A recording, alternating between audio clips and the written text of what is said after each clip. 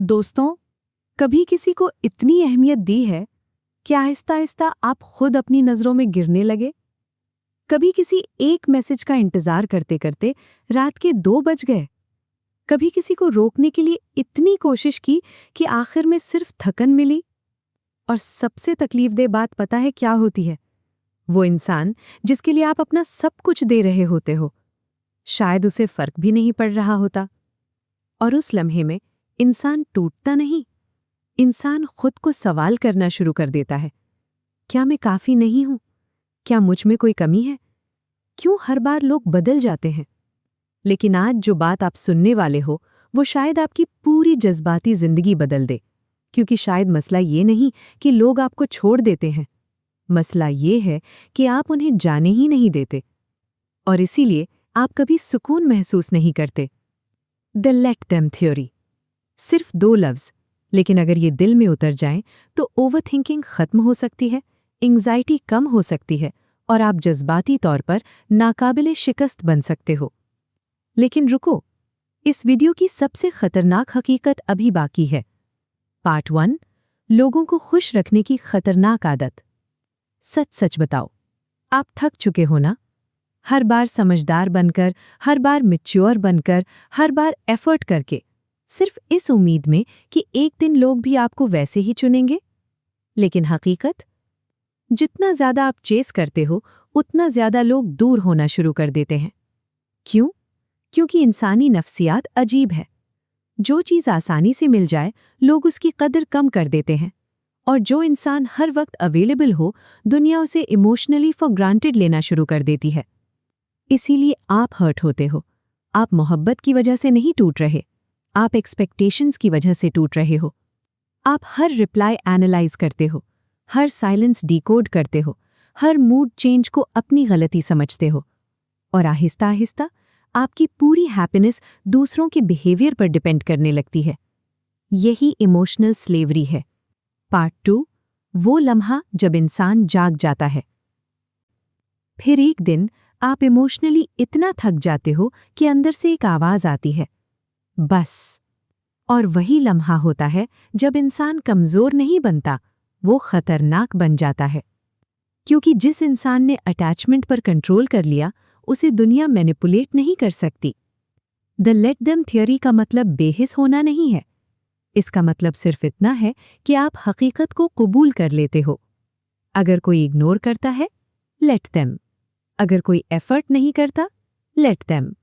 अगर कोई आपको लूज करने के लिए रेडी है, लेट देम। क्योंकि जिस इंसान को आपकी कद्र समझनी होगी उसे कभी फोर्स नहीं करना पड़ेगा। पार्ट 3, मोहब्बत की सबसे तल्ख हकीकत।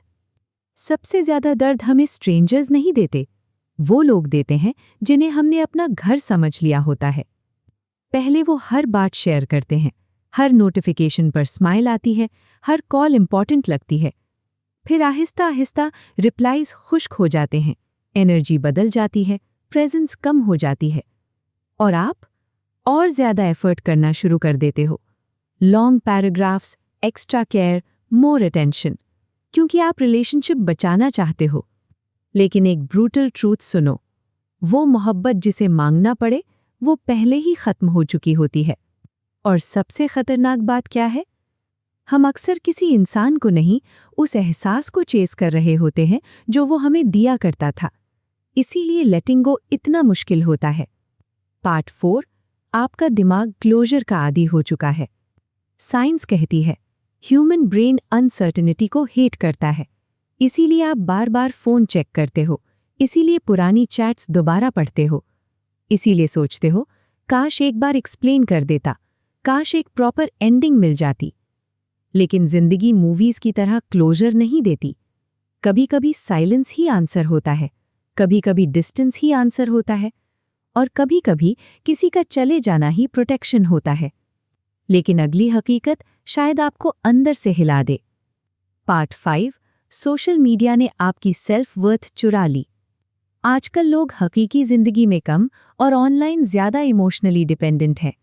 किसने स्टोरी देखी, किसने रिएक्ट नहीं किया, किसने अनफॉलो कर दिया, और हमारी पीस नोटिफिकेशंस के हाथ में चली गई है। एक सीन पूरा मूड डिस्ट्रॉय कर देता है। एक late reply self doubt create कर देता है। लेकिन हकीकत क्या है?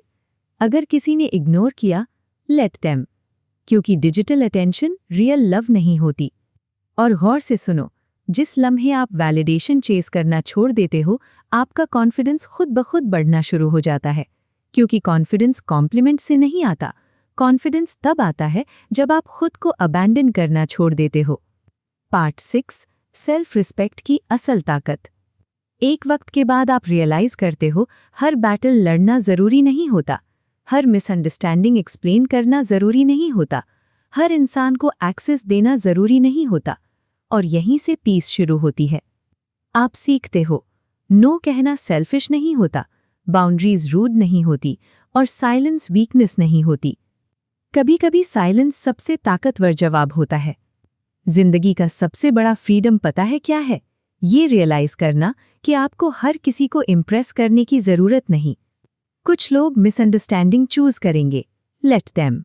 कुछ लोग आपकी लॉयल्टी को इग्नोर करेंगे, लेट देम। कुछ लोग आपको लूज कर देंगे, लेट देम। क्योंकि जो वाकई आपके हैं वो कंफ्यूजन नहीं देंगे, वो कंसिस्टेंसी देंगे, काम देंगे, एफर्ट देंगे। और जो सिर्फ टेम्पररी है, उन्हें रोकने की जरूरत नहीं होती। याद रखो, आप लोगों को चेस करके वैल्यूएबल नहीं बनते। आप वैल्यूएबल तब बनते हो जब आप खुद को खोना छोड़ देते हो। So next time someone walks away, हल्का सा मुस्कुराओ, गहरी सांस लो और सिर्फ 2 लफ्ज कहो, लेट देम।